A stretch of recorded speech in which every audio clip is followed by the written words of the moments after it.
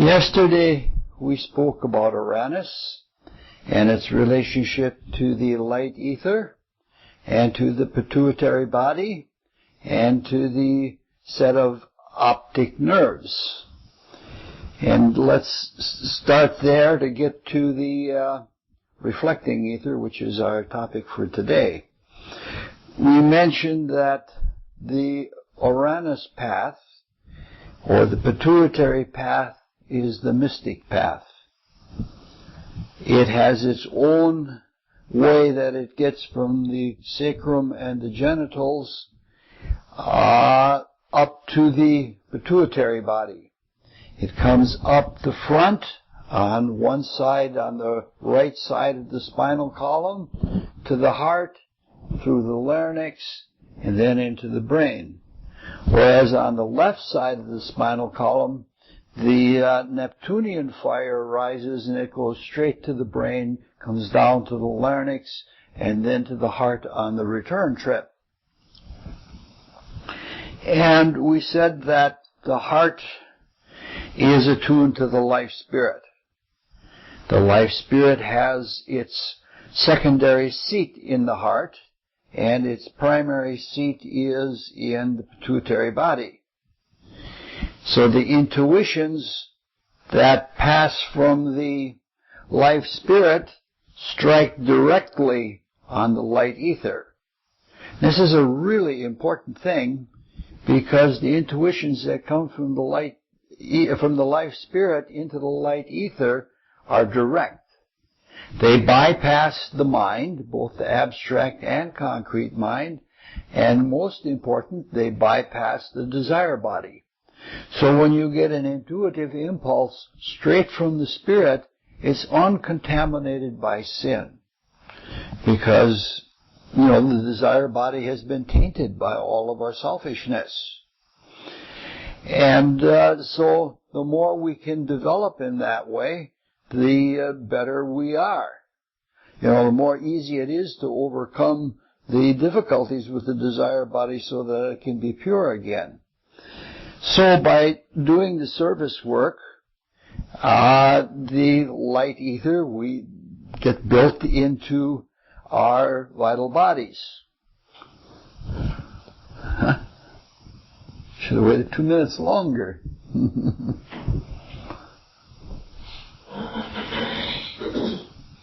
the Rosicrucian philosophy, we're taught that the character of the life spirit is the character of love wisdom.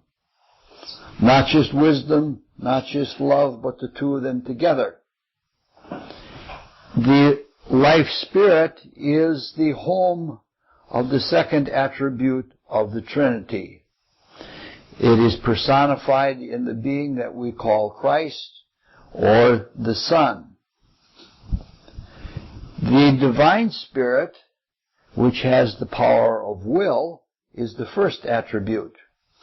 And the representative of the divine spirit is the being that we call the Father. And the third relationship of the Trinity, the active, so we have will, love, wisdom, and the third attribute is activity. And that activity is related to the human spirit. The representative of the third attribute of the divine Godhead is Jehovah, the Holy Ghost. Now, each of the attributes has its own activity, just as we said, willing, feeling, and thinking. In the ancient Greek mystery schools, the first attribute was associated with goodness. The second attribute was associated with beauty. And the third attribute was associated with truth. So the life spirit is the light and the love and the truth that shines in, through, and from the Godhead. So when Christ says, I am the light, He is speaking exactly true. Rudolf Steiner points out that in some languages, like German, the word for beauty is also the same as the word for shine. The word is schön. And this means that the light from the life spirit is shining through, and the same characterization of the second attribute of the Trinity as beauty was true in Northern European culture, not just to the Greeks. Now, the life spirit is the realm of pure truth. It's beyond even abstract principles. Abstract principles, though they are universal, have internal structure, and that internal structure automatically means limitation. And so the limitation is how we understand abstract principles. They have formulae, whether they are visual formulae or whether they are logical formulae. They have that internal structured quality. So the life spirit transcends that. And it is then beyond the principle or the idea of self. So the truths or the principles in the region of abstract thought are, looking at it another way, they are limited condensations of the pure truth which is in life spirit. Pure truth in life spirit, all of the paradoxical opposites are completely united. And if they're completely united, there's no differentiation. Everything is completely disorganized.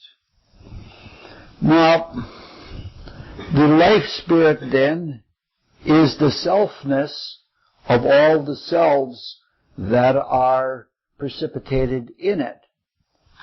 And this is where the statement from Christ in the Bible comes, I am you in you, and you are in me. And obviously that feeling of love that is that universal truth, it's inseparable from the pure truth. That love is an altruistic love, because everything is all equal. So the unity that is in the life spirit is understood in its manifestations. And those manifestations then have two sides to them always. Once you have a division, like the division in a principle, and so the quality of abstract ideas as they approach unity, perfect unity in life spirit, is the resolution of paradoxes. And understanding that a thing and its opposite are both true is a special kind of experience, because that's what it's like before you are in the pure experience of love and truth. And this is why beauty is always, in every societal concept of beauty, is the notion of symmetry. Or isomorphy. Isomorphy means the same form. And so in symmetry, we get the sense of where all things, even the greatest opposites, become unified. One place it shines through is in the astrological symmetry between the light ether and the reflecting ether. In the same way that Uranus relates to the light ether, the pituitary body, and the optic nerve, Neptune symmetrically relates to the reflecting ether, to the pineal gland, and to the auditory nerves. That's a symmetry. In the same way that the life spirit relates to the heart and the blood, and the pituitary body, the human spirit, relates to the brain and the nervous system and the nervous fluid. It's again symmetry. Symmetry is just what we would expect, because after all, the human spirit, or the higher self, is the thinker. Any action that we do, when we say the speaker, or when we say the painter, or when we say the doer, we always capitalize that because the one thing that is doing them all is the self, that higher spiritual being that is behind everything in our phenomenal worlds and that initiates everything in our phenomenal worlds. So the vehicle for thought in the phenomenal worlds is contrasted to the principles or ideas in the transcendental world is the concrete mind.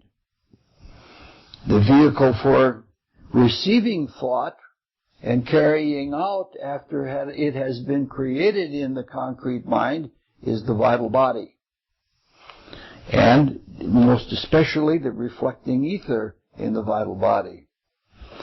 So the Rosicrucian investigators have found that there's a special symmetry between the reflecting ether and the concrete mind, such that when a thought is formed in the concrete mind, it is almost immediately resonated into the reflecting ether.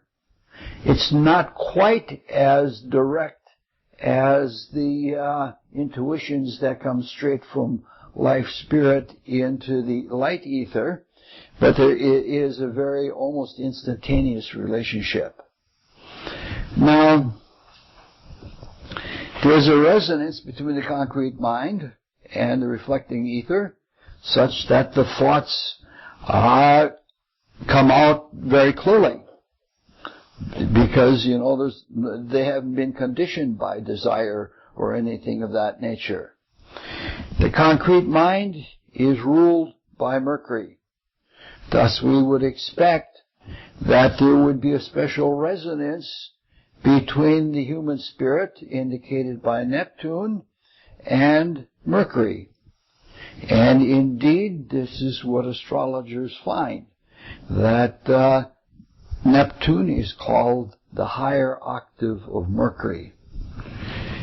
And so that there is that kind of quality. Now, what I want to do is I want to do a little divertimento, a little side trip. It's for the sake of astrology and astrologers. I don't usually like to do that in a short talk, but it's important enough to think of it. We're going to talk about octaves. Now, in music, an octave is when a note has a certain quality relative to the two notes adjacent to it, and that quality is reproduced on either a higher or lower level with the same relationship to the notes that are adjacent to it. So each note is in a way defined by the company that it keeps. The note immediately above it in the scale and immediately below it. And so the octaves is the same, represents a quality that is the same, that is understood on two levels. Now, the mathematical relationship of an octave is a doubling or a halving relationship. So that if you have a string vibrating and it gives you a certain note, when you divide that string in half and vibrate either half, you have the octave of the original note. It's very mathematical. By the different proportions of dividing a string or a column of vibrating air, you see that it is an arithmetic relationship between them all of proportions. Now, in astrology, an octave is when a given principle is experienced on a higher level and on a lower level. And the teaching of the Rosicrucian philosophy is that Mercury is the lower octave of Neptune. And there's a great problem with this in that most astrologers, by far these days, almost all astrologers are not in touch with the mystery schools. And as a consequence, they have to work with what they are presented with and they have a totally different idea of activation, and they have, in effect, from the viewpoint of the mystics, they have screwed up the principle because they don't know what's going on. Now, we can look at tones or qualities as being layered in parallel layers, and that's what we want to do, and that's why we have this diagram on the blackboard. This is a representation of the cosmos as seen relative to its creative center. The creative center of the cosmos is at where the abstract regions meet the concrete regions. It is where self meets ego. It is where ideas become thoughts. Everything on the diagram that is below the center of being is concrete. They're considered material worlds. Everything that is above is spiritual. It's abstract. As far as we are concerned, the limitation of the concrete realms is at the bottom of the chemical region of the physical world. It's open-ended in the other direction because spirit is unbounded or it is unlimited. Now, it's a simplistic diagram, but it does give you a little bit of an idea. The idea is we want to understand the creation. The concrete worlds are called reflective projections. And they are called that because the mind, which is the focus of creativity, is both a focusing lens and it is a reflective mirror. If you read like the Platonists, like Plotinus is very clear about it, that the divine spirit and the life spirit subsist. They live in their own being. There is nothing concrete about them, and they have no idea they have perfect being, but they don't have objective self-conscious being. And by reflecting off of an objectification of spirit, which we call God, the reflection back gives self-consciousness to what would otherwise be pure spirit. This is a very awkward way of saying it. In a similar way, the concrete mind at its base is what is called an instinctual or a reflective mind that is almost automatic, that it's associated with survival and things like that. So some things are automatic thoughts that are reflected off the mind. There's no deliberation to them. As a lens, the spirit can project ideas through the lens of mind into the worlds, the concrete worlds. And the spirit can also extract from experiences in the concrete worlds, it can extract the essence of that experience and grow in its own self-consciousness. So that spirit is partially always new because it is always being renewed with new experience that come from the creation in the concrete worlds. All right. I'm really dead tired. I'm almost dead on my feet.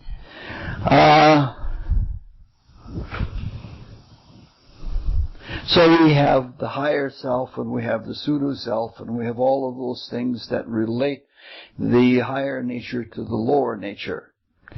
Each of the attributes of the spirit has a quality about it. The divine spirit, as we just said earlier, has the quality of will.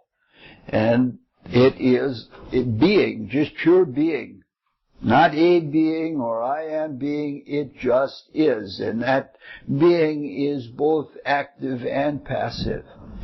This is the love wisdom principle.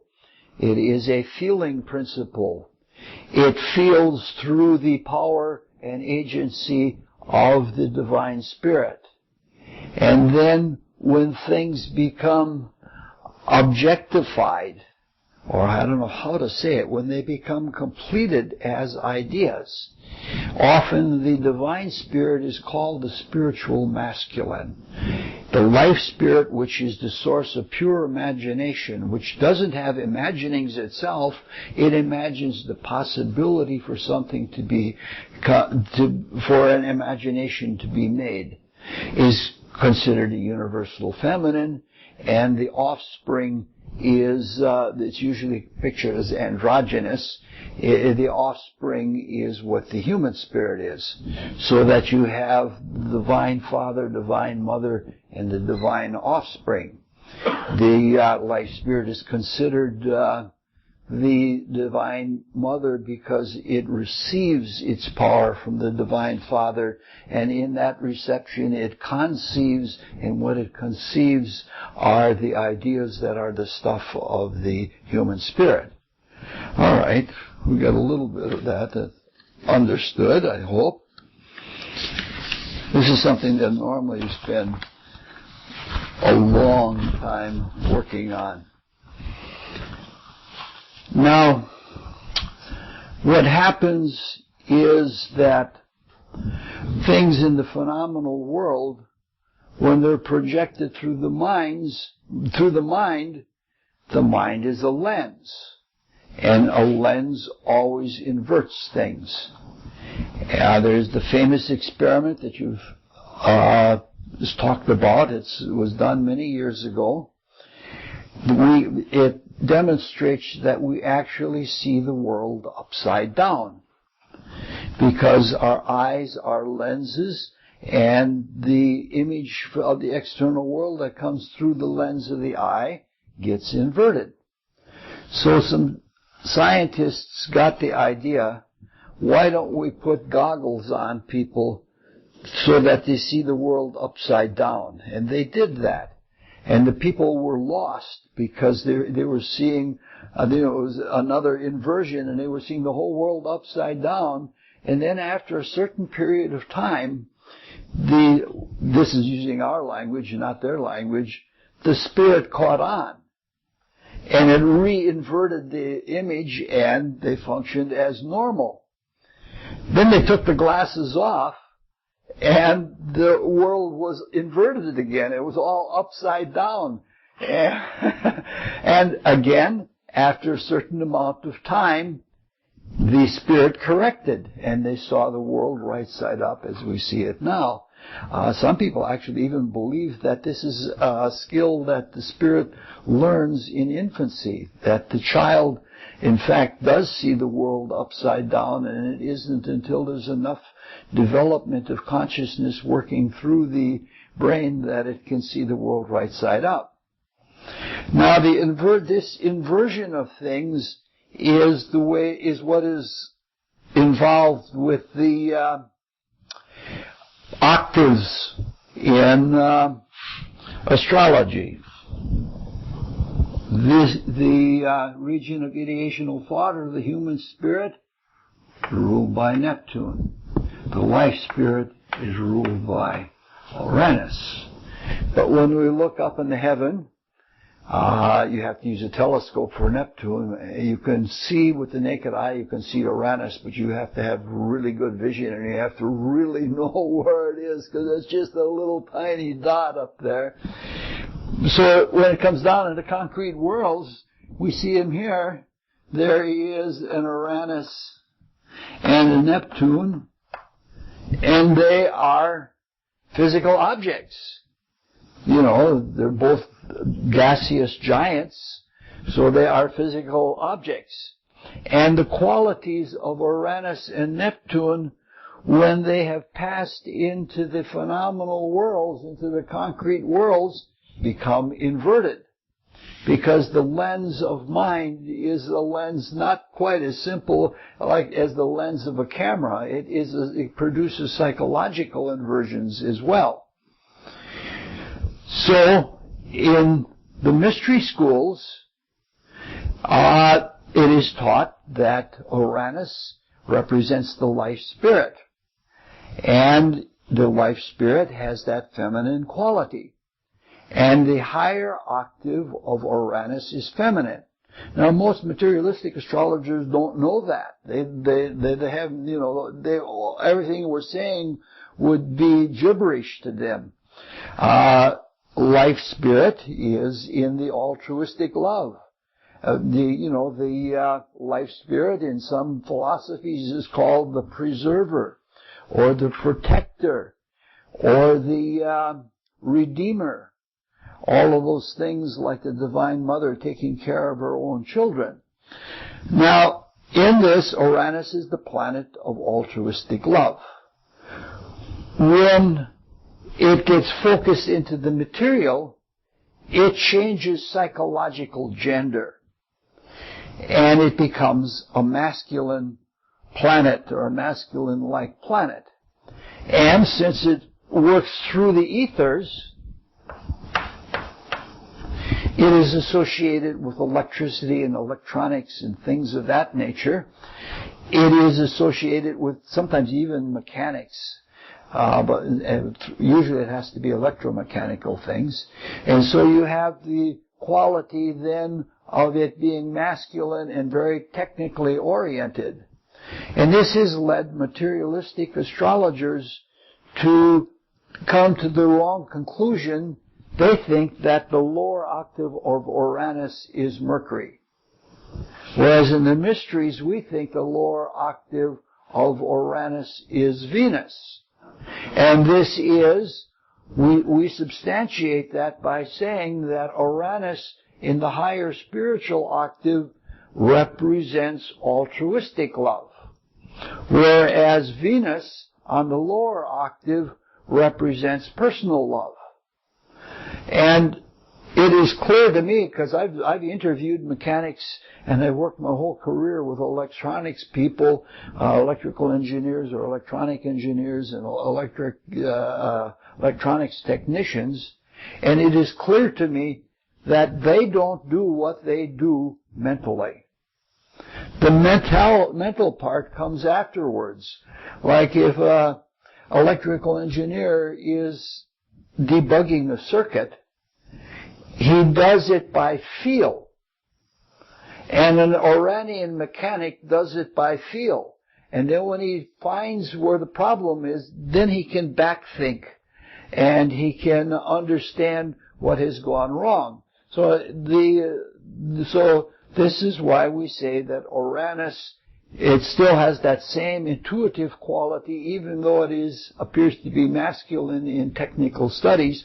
Why we say Uranus is the lower octave, Mercury is the lower octave, Venus is the lower octave of Uranus, because it does everything by feel. In a similar fashion, Neptune, as in the transcendental level, is the manipulator. Not Saturnine manipulation, but magical manipulation. It has to be in control. There's a Neptunian intuition just as there is an Uranian intuition. The Uranian intuition, you know that something is true and you know immediately that it's true and you don't even know or care why.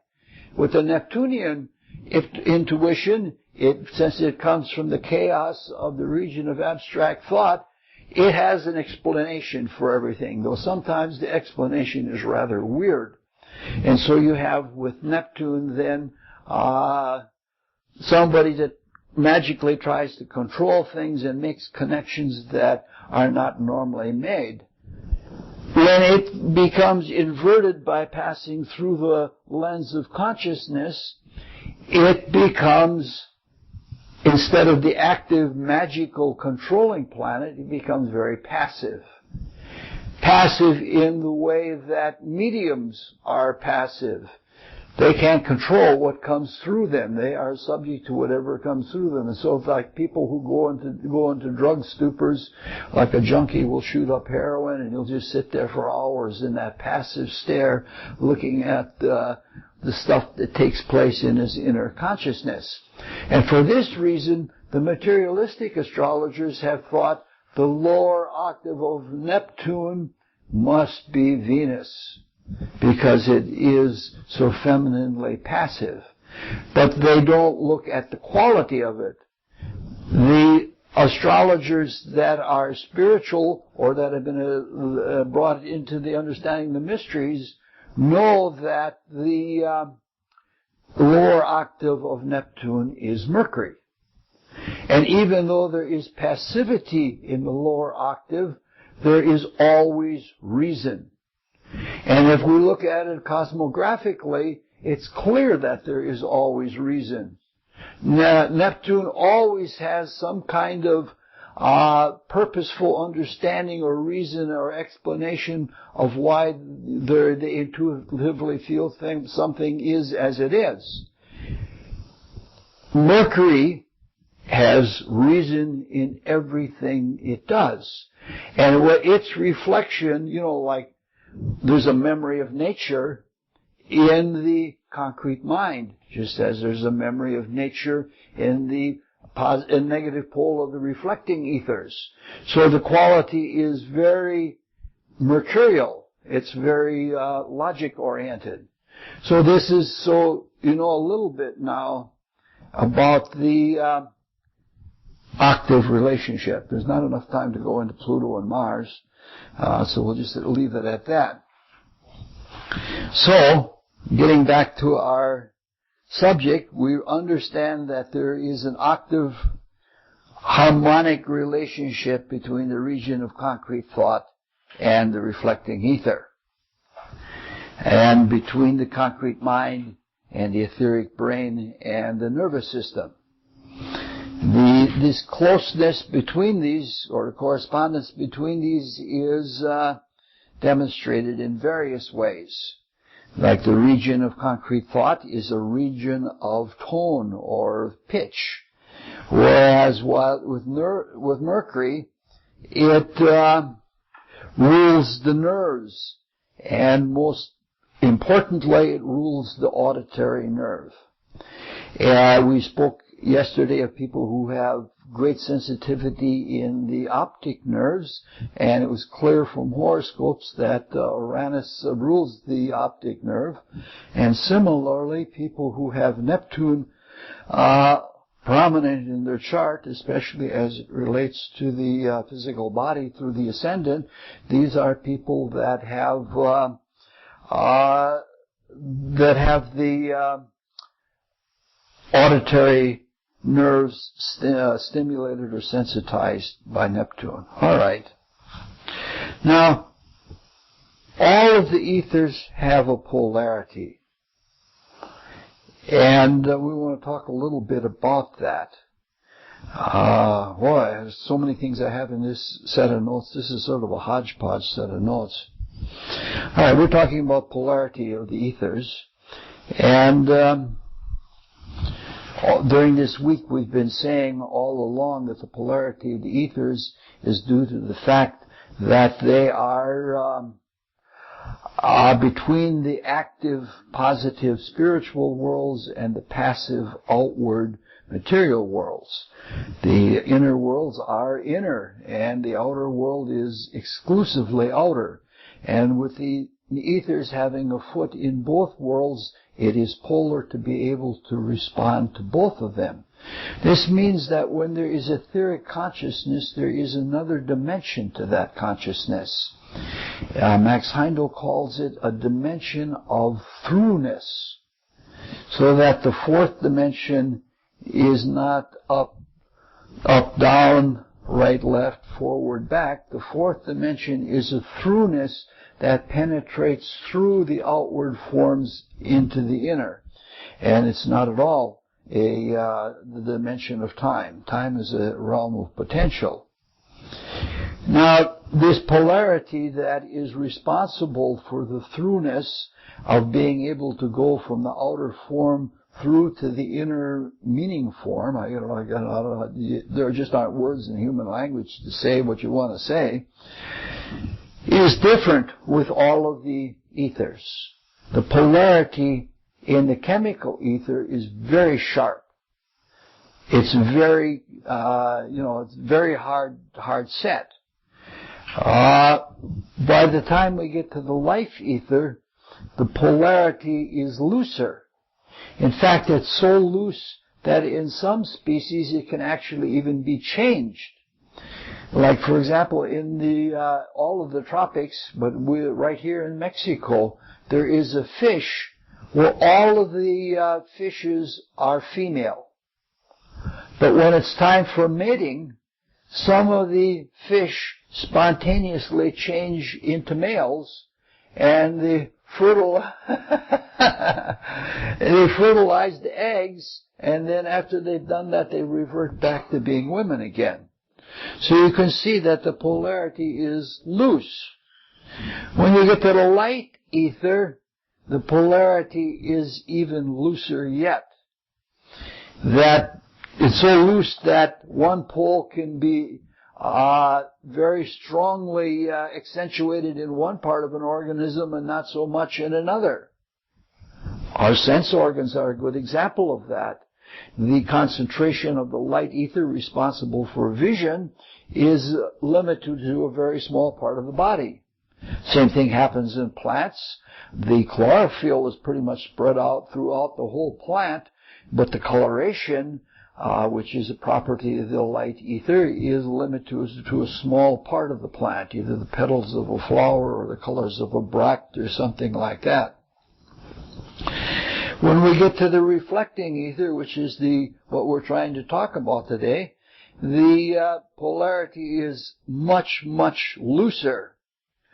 It is so loose that early clairvoyant investigators thought there were two different etheric states, one being the positive pole and one being the negative pole.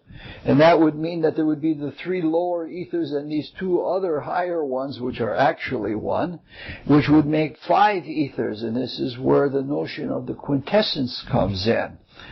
This was taught for quite a while until after a lot of investigation, the polarization was found to be unified, or was found to be connected.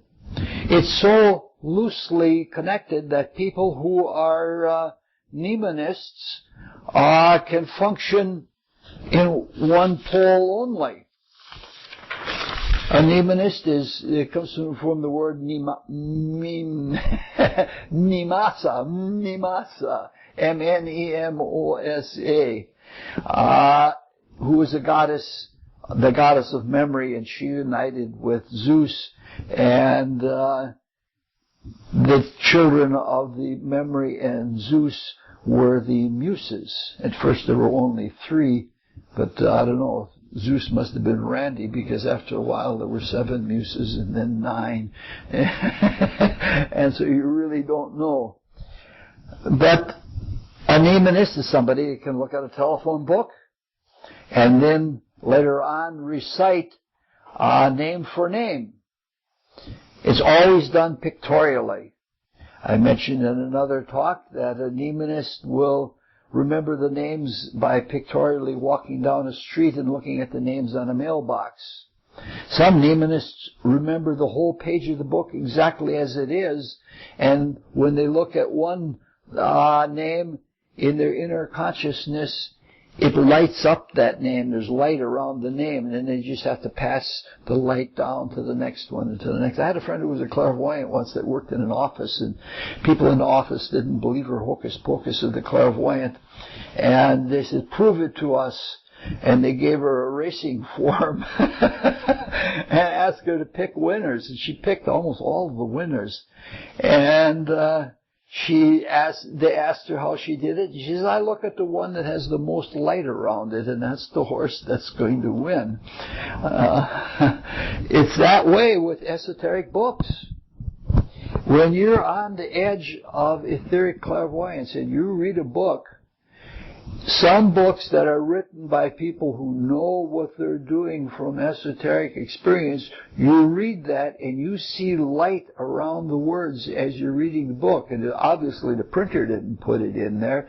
It is that there has to be, through the reflecting ether, a resonance between the creation that was done by the original writer. All right. We're slowly getting this. For an astrology talk, there hasn't been very much astrology today, which is just exactly the way I like it. The brain is divided between the activity of the two poles of the ethers. There's that kind of a polar separation. The right brain is pictorial, and the left brain is verbal. I went to a luncheon once with very rich people at the luncheon, and it was a friend of mine whose parents were very, very rich, and their daughter became very interested in Indian dance and especially in yoga. And she worked in a healing house in Boston, and she and Deepak Chopra both got their start at the same time. In fact, he wrote the front of the book for her when she published the book. And I'm pretty sure that the father bankrolled the book because they're fabulously wealthy people. And they had a signing party down in Chicago.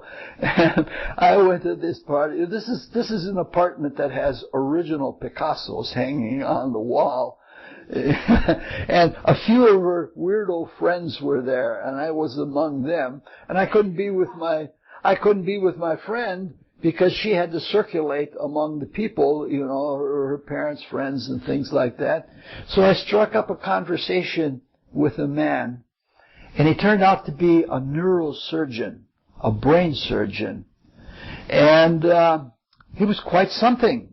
And he asked me what I did, and I started talking about spiritual things. And he said, I'm interested in this right brain, left brain thing. He says, because it happens that I sometimes do a brain surgery, and I'm so concentrated visually that for 5 hours I'll be doing an operation and doing nothing but working visually. And he says, I will get out of the operating room, and I can't even talk. And it takes a while that he has to acclimatize so that he's using both hemispheres of the brain again. It was really quite amazing. He was a very sweet man. He was not prejudiced about talking to the weirdos in the group.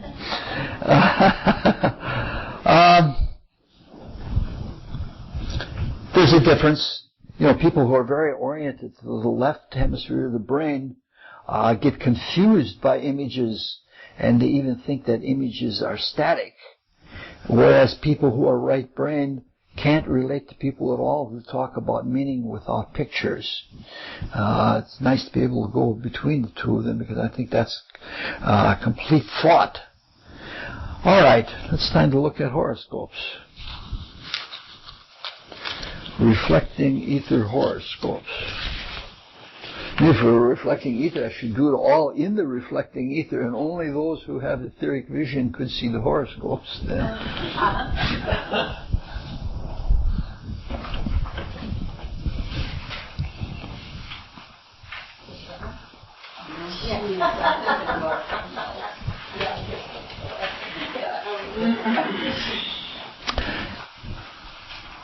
I don't have the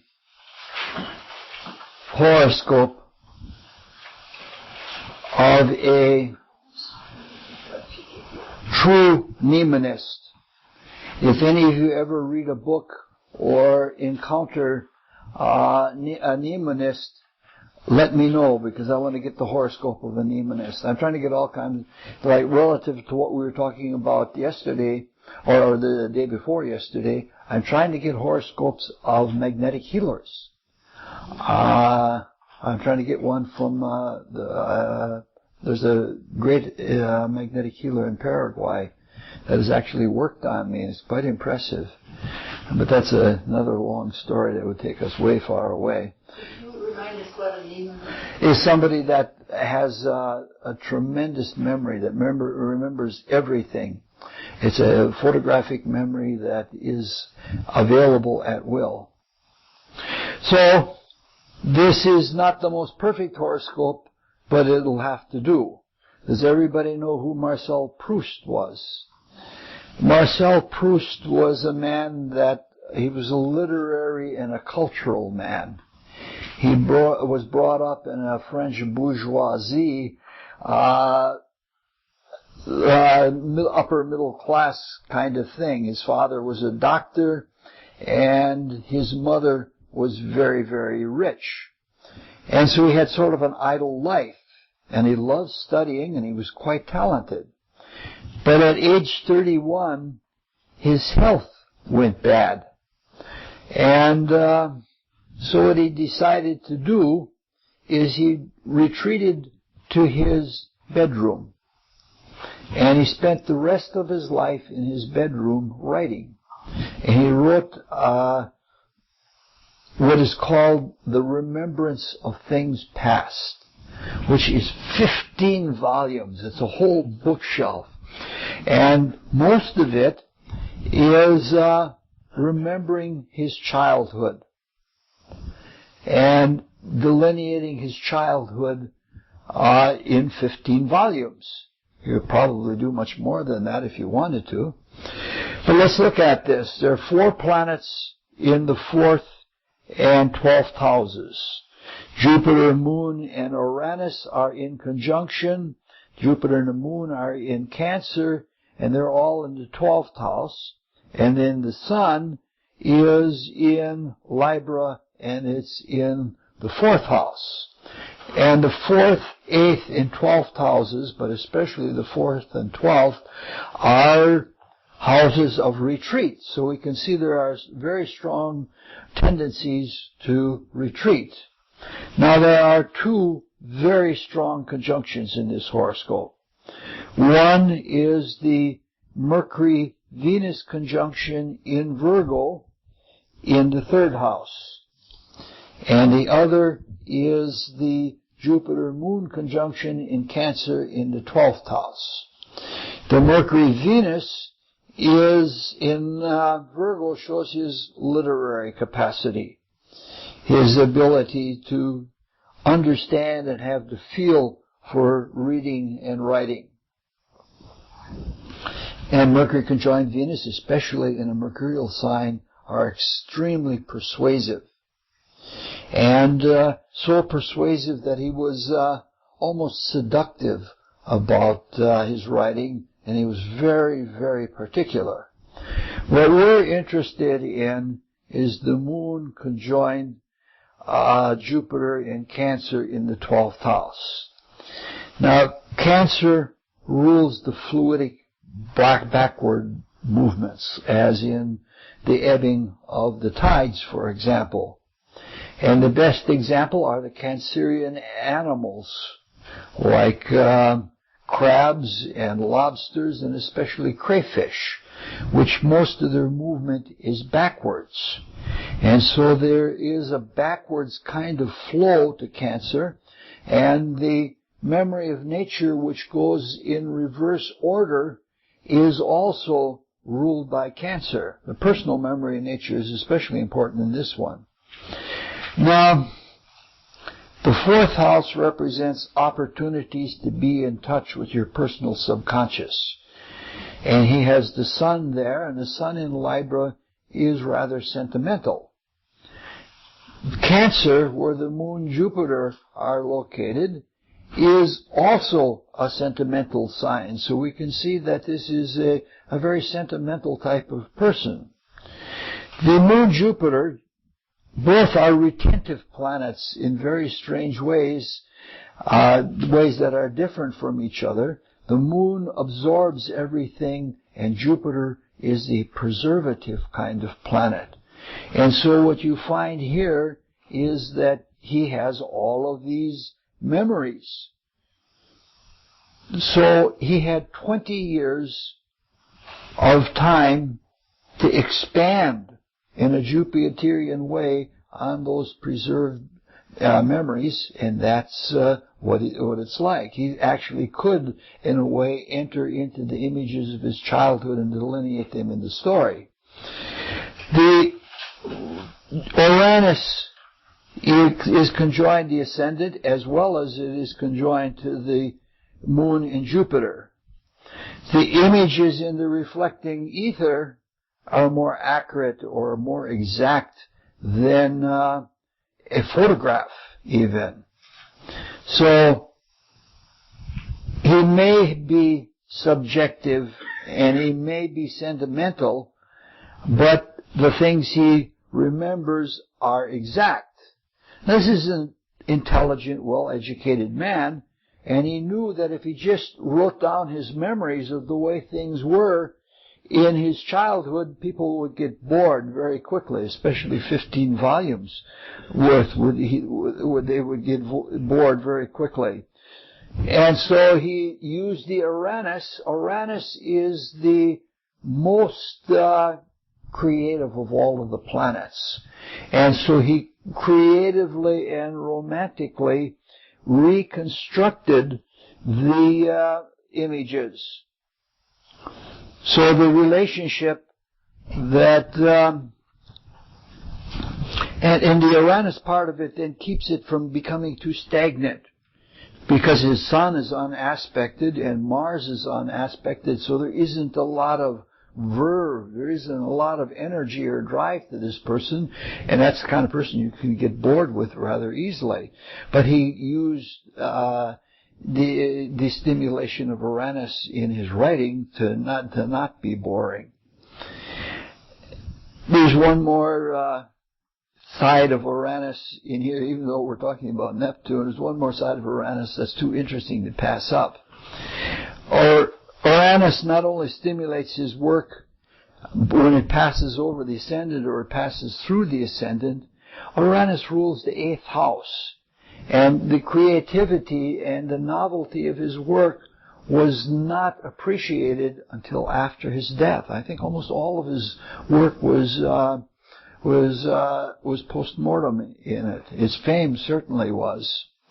Now Neptune is where we want to get. So Neptune is the reflecting ether. And in this horoscope, Neptune is in Aries, and it's retrograde, and it's in the 10th house. So it indicates that he's very sensitive, and he's very sensitive to social things. He had scads and scads of friends, and everybody loved him because he had the sensitive literary touch. And being in a conversation with him, having that ability made him a very popular man. But Neptune squares the moon in Jupiter. And this shows some things that are very important. First of all, it shows that his retreat was not positive. This is almost like a sign of cowardice. And so his retreat into the 12th house, as indicated by the Neptune squares to the moon and Jupiter, is an escape from society. It is getting away from all of that and retreating. He didn't retreat in strength the way Thomas Merton did. He retreated in illness, and he retreated in escape. He escaped into comfort. For different reasons, both the moon and Jupiter like comfort. So this is very much of a comfort seeker. The Neptune-Jupiter aspects are, Jupiter, we said just a moment ago, is the preserver. Like people who remember their dreams are people that are very frequently Neptune-Jupiter people, either in positive or negative. The funny thing is that Jupiter is such a positive planet that even if there's a nightmare, the nightmare is funny. I knew a little boy once that would have monsters in his dream, and instead of being petrified by them, he would laugh about them as though he were being tickled, and he would laugh himself awake, and the parents wanted to know what was going on, and he'd tell them about these kind of monstrous beings that he was with and how funny they were and all of that. Science degree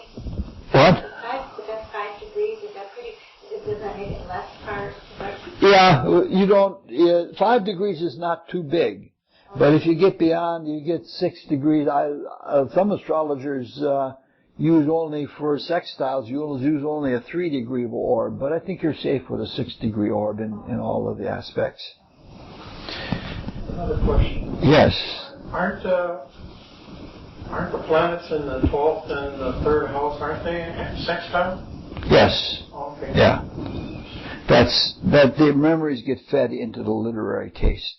And just like somebody who's drawing can't draw everything the way a photograph reproduces everything, there is a selective process of what part of the memories you remember, and that's where the Virgo comes in through that sextile. It's reflective.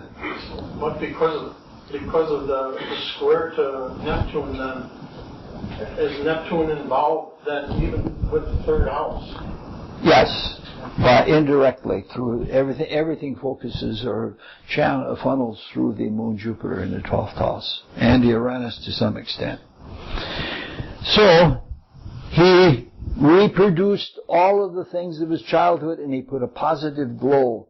Not only did he romanticize things, he put a positive glow about them, and people like to read things that are positive. This is why he was so successful as he was. If you'll note, this is the longest we've spent on any one horoscope during all of these morning talks. And I wanted to do that just a little bit so that we have some astrology about it. If we were doing a real working on one chart, we would probably spend 15 hours in a class. We have a number of classes that did that. All right, the next is the horoscope of Rona Barrett. Does anybody or everybody know who Rona Barrett is? No.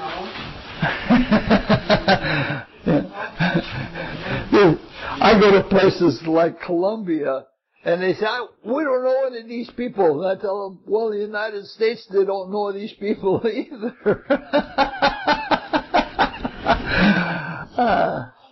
We're not going to spend hardly any time on this at all. In this horoscope, we have Neptune is not exactly conjoined, but it's close to the ascendant. And Mercury is not conjoined to Neptune or the ascendant, but it's in the 1st house and close.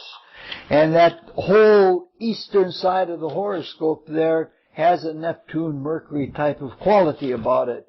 And that is a quality of the auditory nerve. Rona Barrett was a Hollywood gossip columnist.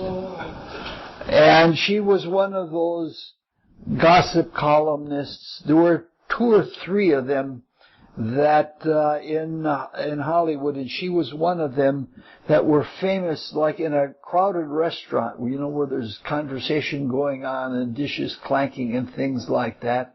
She could hear a scandalous whisper across the whole business. She didn't like her work. She didn't like her life. And that is the Neptune, which makes for the sensitivity, is strongly opposite to Saturn. And she hated, in some ways, doing what she did. I think she's still alive yet. But at one point, she didn't want to be alive. She tried to commit suicide. We want to see this in a little bit different light.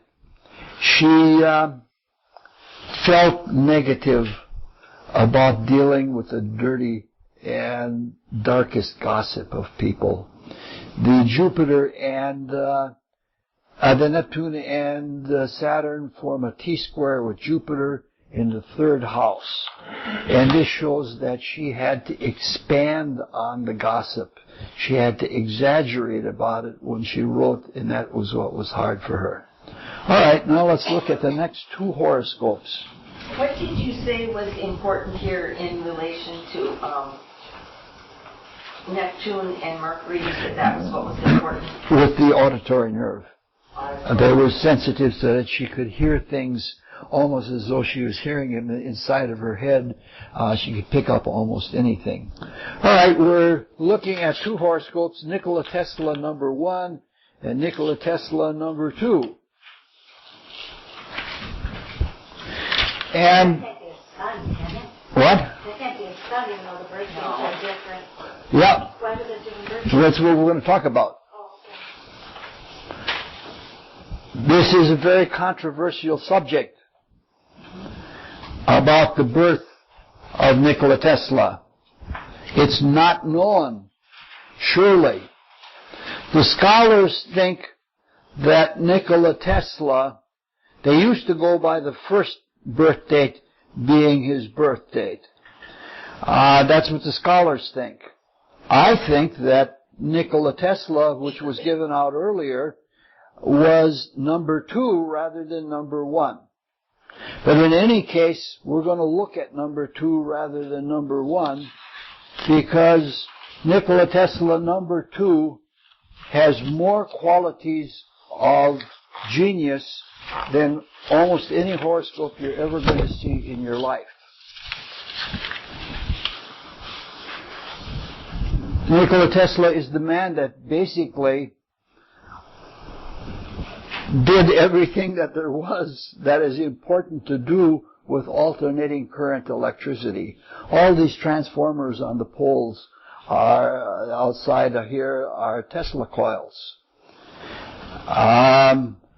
He made motors, he made induction motors, he had radio, he had TV,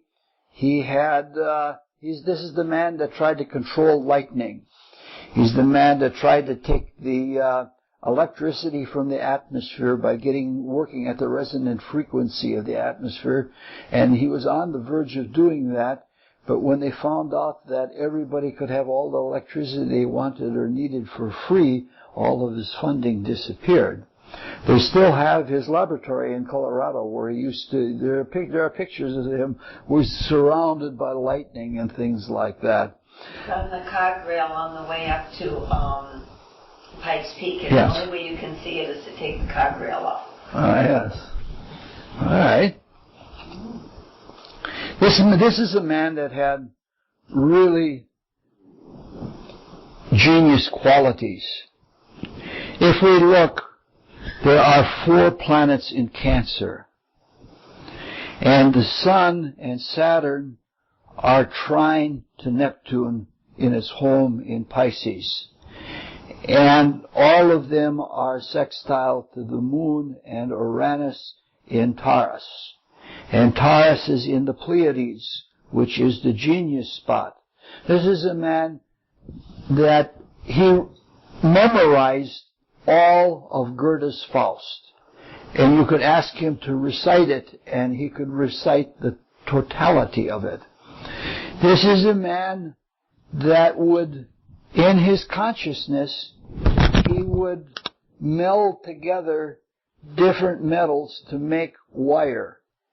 And he would make wire of different types, and he would wind motors in his consciousness, and he'd set them in the back of his mind, and when he had several motors, he would set them running in the back of his mind, and he would work on other projects. After a few months, he would bring them forward, and he would see which ones had worn the most, and which ones were the most efficient. This is a man who had an imagination that was true to nature. Just a phenomenal. And the first horoscope doesn't have that. It has some imagination, but it doesn't have that at all. It has Uranus square to the Sun, which would indicate somebody that had a lot of ideas about nature that didn't pan out, or scientific ideas that didn't pan out. That would be hokey kinds of ideas. What? The reason, so the second one describes, with Uranus is right in the genius spot of the Pleiades, and this second horoscope describes more imaginative genius than any horoscope that I've ever seen in my life. And the first one does not. The first one describes a crackpot.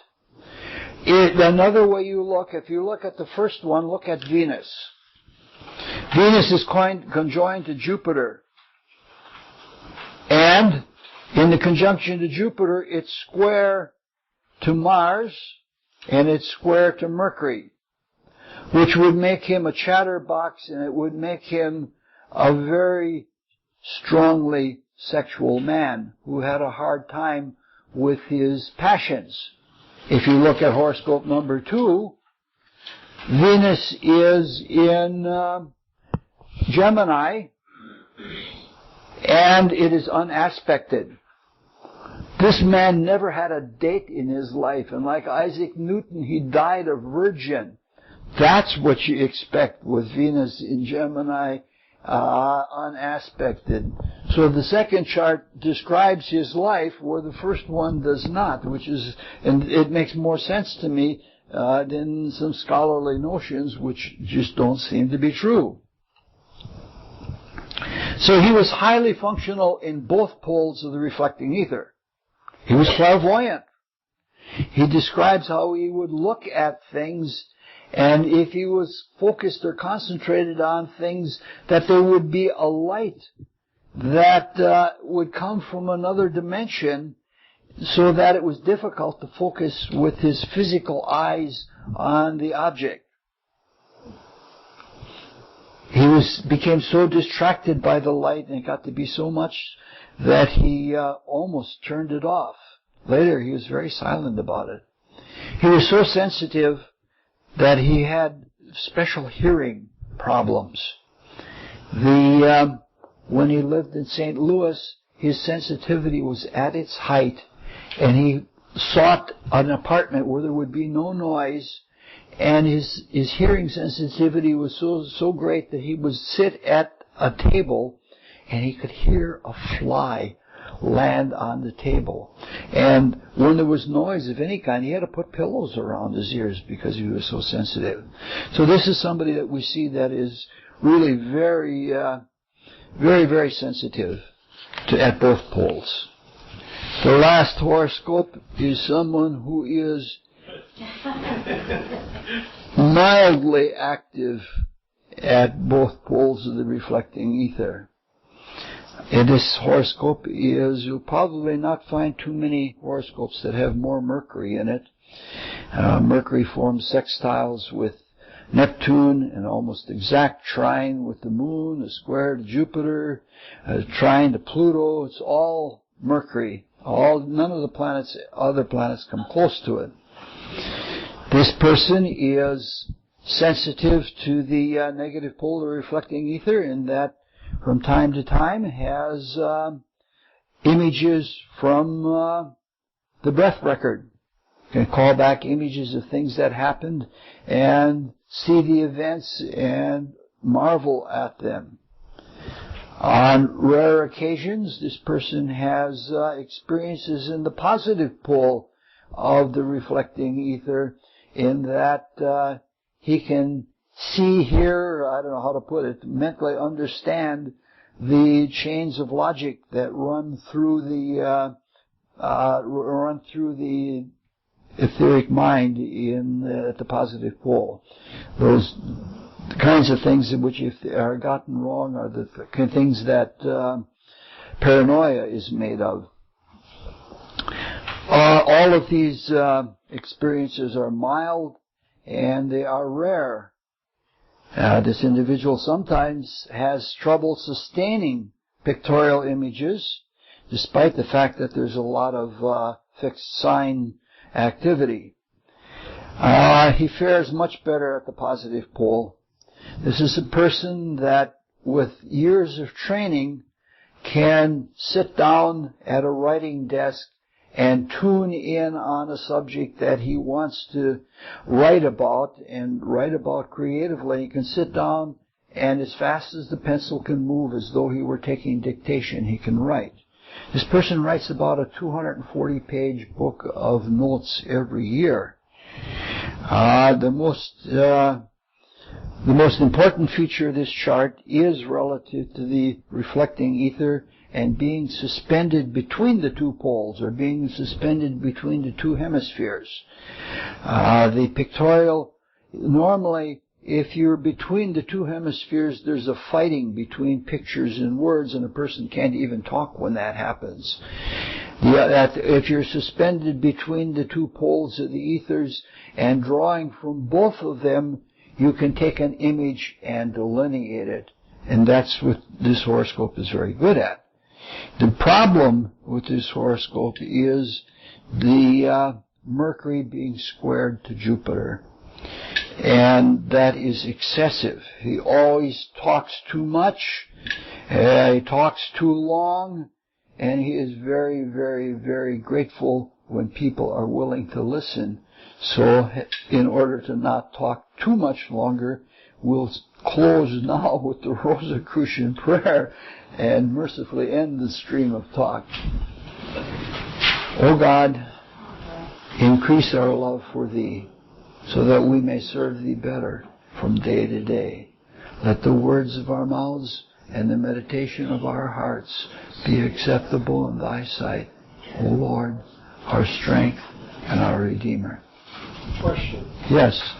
Now, night before last, you were talking about basically the four ethers. Mm-hmm. And that was when maybe you mentioned it, maybe you didn't, maybe it went in one ear and out the other. But do the four ethers represent or equate in the physical and chemical world to the four elements of Yes. fire? Yeah. Okay. We've gone through that. You have. Yeah. In fact, we went through it yesterday in this class. That Earth is associated with the chemical ether. Water is associated with the life ether. Remember when we talked about life ether having a special relationship with water, that it dissolves, large amounts of life ether can be dissolved in water. Air is associated with the light ether. You've heard me talk about that a long time ago. Remember when we talked about the horoscope of Helen Keller?